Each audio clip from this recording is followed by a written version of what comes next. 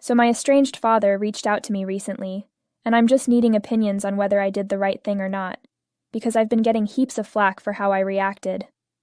Just for some background, he and I have not talked in over 8 years. This was him kicking me out when I was 21, and having just graduated college, so I lived at home for a few months, then got my first job, saved up some cash, maybe found an apartment. When I was 7, my parents split up, and then when I was 17, my dad began dating Becca, who is now his wife.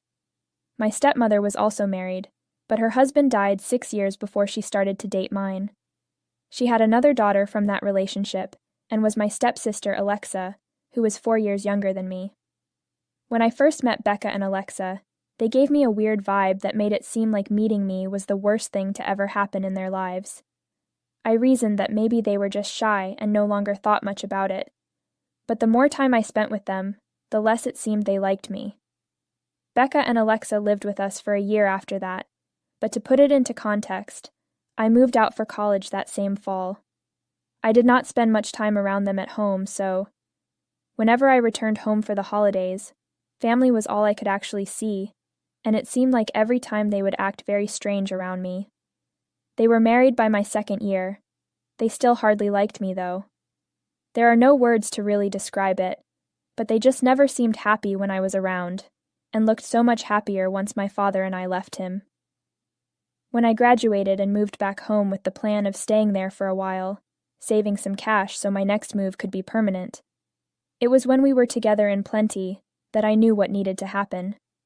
As much as before, I'd wanted nothing more than to avoid unpleasantness between us, and go on living under his roof without leaving a wake too stormy even he could not ride out. But whenever I brought it up to him, he said that I was imagining things, and Becca and Alexa loved me. And I did believe him and went back home. And in another 2 weeks he was wrong. For sure they did not love me, if anything actively hated having me there. She was always cold to me, and barely even acknowledged that I existed.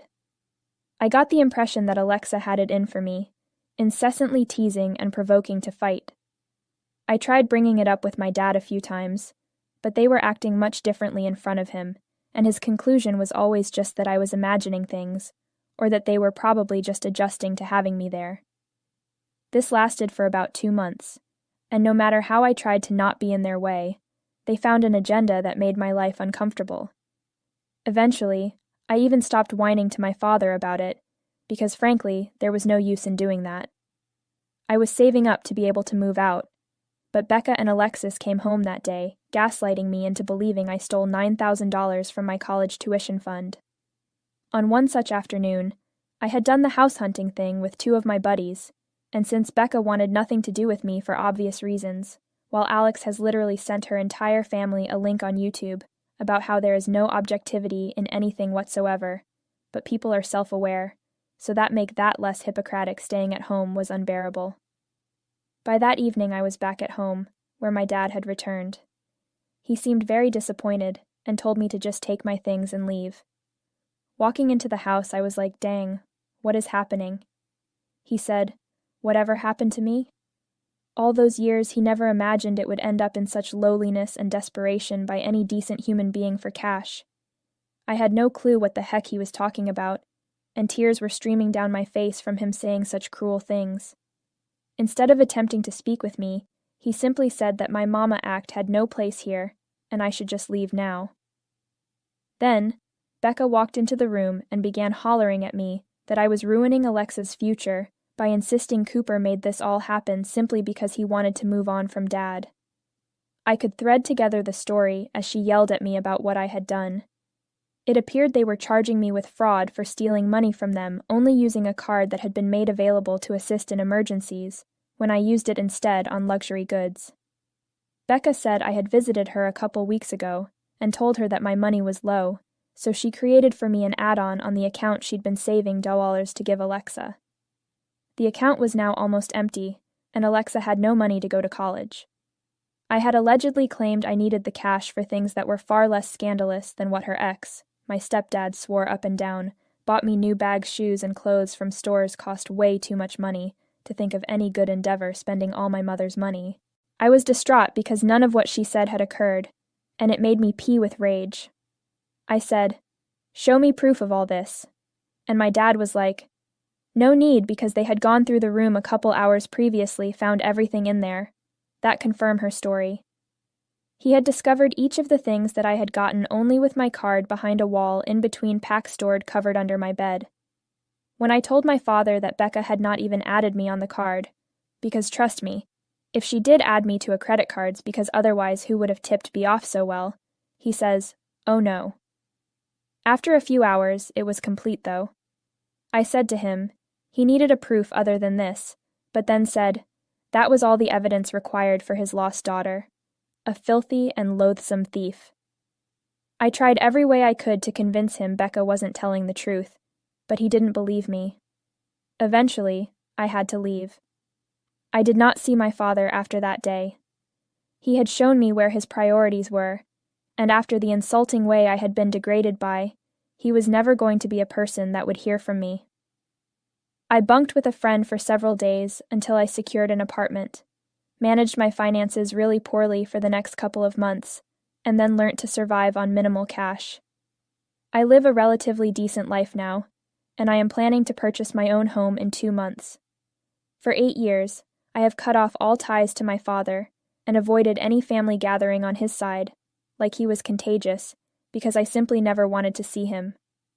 My mom and I have remained in touch. She had discarded my father around the same time as me due to how he treated me. I think she's in his camp right now, so I'm confused.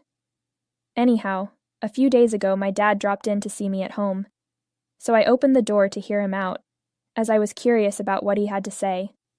He said that he had obtained the address from my mother. According to him, he was here because he had come down to apologize for all of it, and until recently found out that my stepmom made up the whole thing just so someone could pay Alexa's college fund. When he found out, the poor bastard had no idea that for years his wife was using him just to support herself with money they thought he only earned by being a good dad. Yet from what he had just learned about his in-laws, he needed me to forgive him and allow him a chance. It seems that Becca had fought with her parents 2 months back, and then they contacted my dad, this was after he'd kicked me out, to tell him the whole truth about what happened. As I eventually suspected, she had purchased all those items for her and her daughter, as the clothes still had tags on them that read Lerv, but hid it in my room to pin a tale of me being suspicious. To add insult to injury, she even had her parents call me pretending they were bank employees, convincing my dad that yes, in fact, he added me as an additional card holder. The actual fact that led to her illicit activities was the one who murdered the college fund, which her deceased husband had been saving for Alexa, with an extravagant lifestyle. She was adamant that she never wanted to ask my father to pay for her expenses, and not wanting a reputation of being just out for the money anyway, hated me because I made things complicated with him. And that's why she always hated me. That's how she plotted, to eliminate me, but also use it as a means by which my father would end up freely committing the money for college. That helped her kill 2 birds with 1 stone.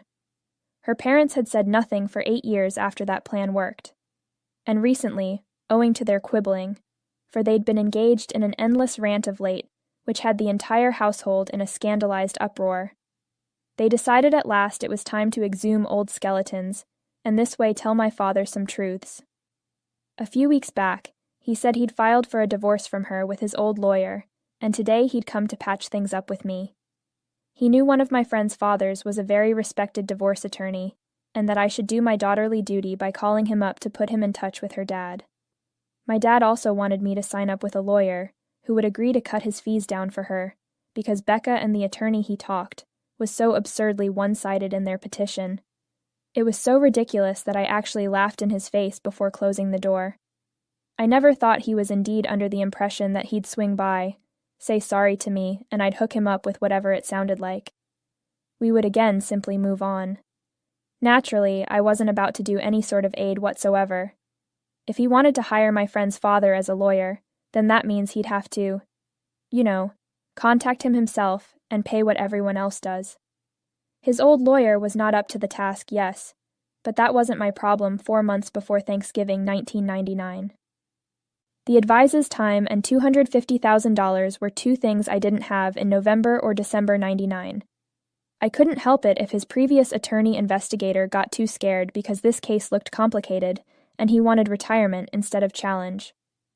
So when I slammed the door in his face and told him to leave or I'd call the cops on his ass, I thought everything had been said, already. However, my mom had called me up afterwards and told me that I was wrong. But when she said that, suddenly siding with my dad's side, I mean, honestly, who even knows why the hell she's on his teams now? And it just made me super upset again, because part of what I'm going through is already hard enough without some family member telling you they disagree about following your gut over jumping into action and helping someone out. She said we were all human, and my dad was just like us. It wasn't fair for me to hold him up on a pedestal where I didn't allow the normalcy of mistakes, because he was my father.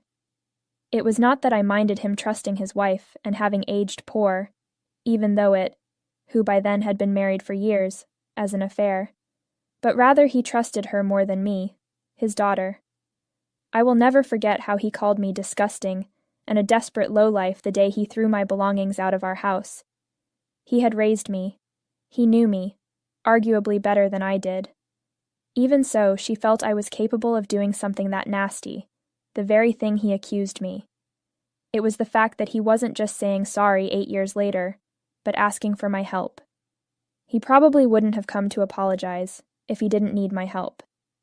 Here he was doing the exact same behavior that I hated him for more than any feeling here, and it took me 8 years to figure out he'd fucked up.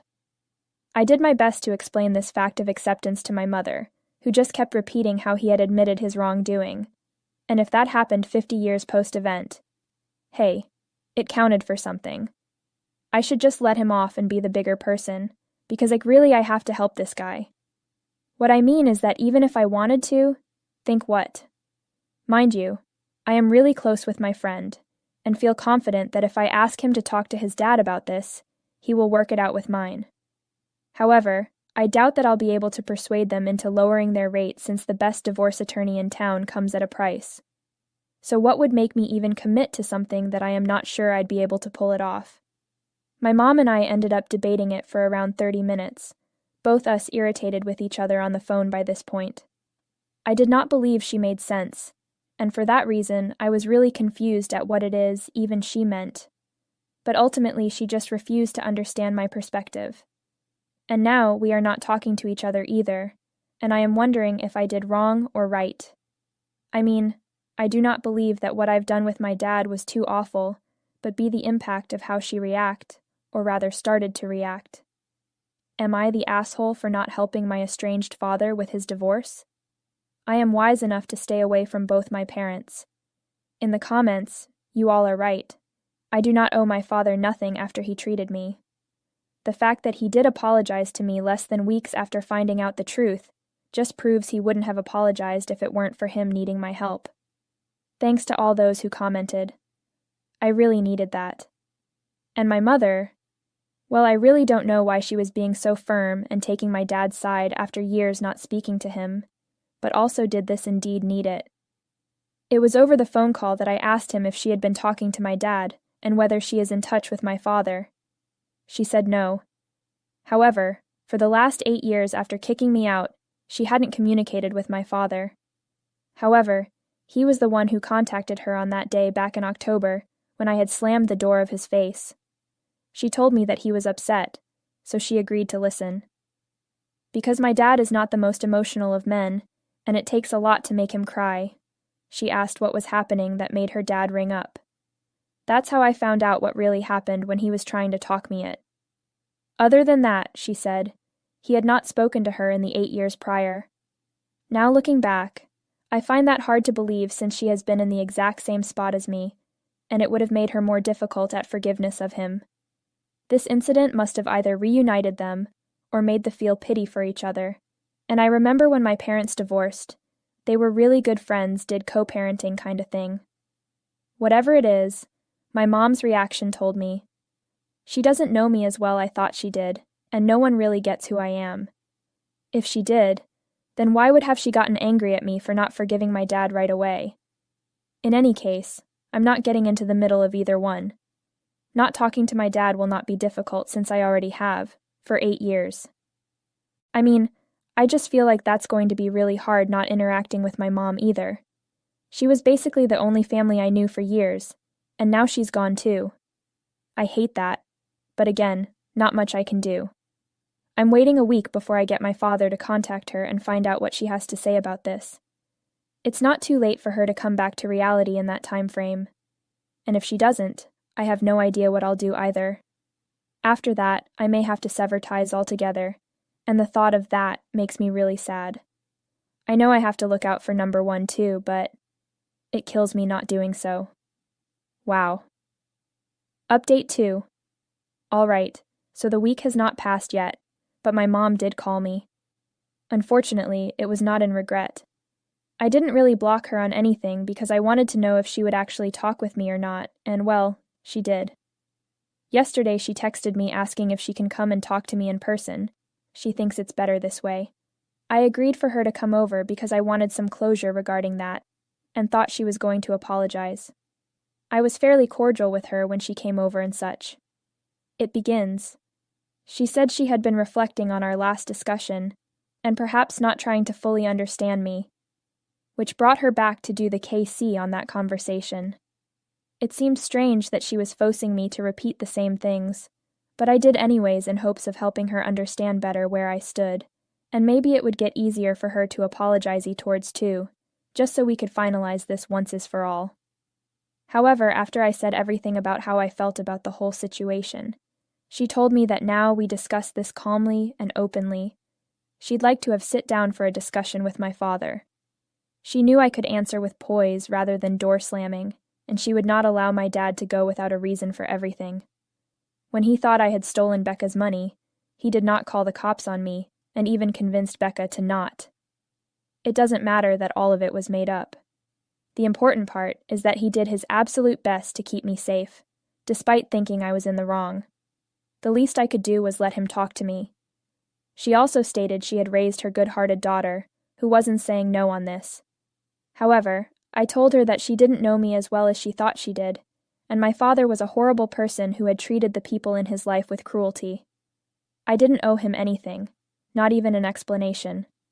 I am really angry about her not even on this apologizing to me, so I told her all that after you have only written, because she wants apologize. Otherwise, I did not wish to talk with her. Then she started squirming and told me I shouldn't behave like this, as family is everything, at the end of day. If there is no sense that they could ever forgive us when we are wrong, then it will be a torturous existence for us. I thought this was just a load of crap, and that I didn't want to talk to her or discuss all these things any longer. So I asked her to leave. That was when she told me, for the last time, that she couldn't leave, because she'd promised my father to get me talking to him. She couldn't go. I had to at least talk with him one time. She need to keep her promises, and then... She pushed me to make amends with my father. She said she didn't want to lose me, and that was just really sorry I felt my mom and dad let down. But at the end of day, you're my parents and I need to stop being bitter. 'Cause really, what little wrongs they had done doesn't even begin compare with everything else right in the past. That matters, and that counts for something. I told her it was ridiculous that she even said those things. I also told her indeed, it was your mistake for having made promises with my father, and you did not even realize you do have the ability to live up to them. It was none of my concern to ensure she kept her promise. Once again I told her to leave, but then she finally said, "No, my dad was in the car outside waiting to be called into the house." She could not disappoint him. That was when I lost it and began yelling at my mother, because this only crossed a line. I had told her in no uncertain terms I did not want to talk to my dad, and she took it upon herself to bring him here, absolutely sure that she'd get me into a talking mood. Of course, I lost my temper. I started screaming at her. I told her what a bad mother she was, and it was over. Being mad, I didn't even care that she started crying. I kept screaming at her to get out, and she just repeatedly apologized for everything, but I wasn't in the mood. After her argumentative every minute, she finally left after 15 minutes. I was shouting at her, saying that if she or my father came back again, I would have them arrested. Then I proceeded to block her, and I'm possibly going to consult a lawyer about placing one of those protective orders against these people if they ever come back around. Update 3. Well, literally the craziest thing happened today. I don't even know how to tell someone about it, and that is why I am here talking about it, because I really need to say this.